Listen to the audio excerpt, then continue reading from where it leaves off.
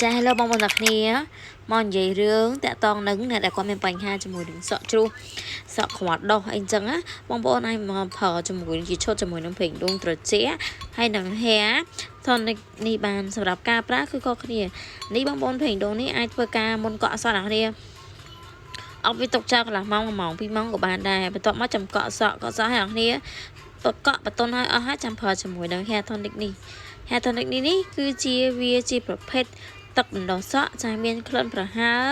ជាក់ស្បែកក្បាលចាដូចលាបភេងខ្យល់ភេងឡាលើក្បាលអញ្ចឹងណាហើយយើងធ្វើការញីម៉ាសាកុលវាຕົកចោលទៅចាបងប្អូនប្រើបានថ្ងៃថ្ងៃឬថ្ងៃខែមួយថ្ងៃគឺជួយឲ្យសក់ឆាប់លូតលាស់ឆាប់វែងណាបងប្អូន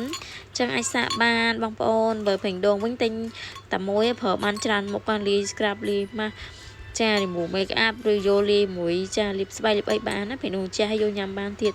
ចាចង់សាកបានអរគុណច្រើន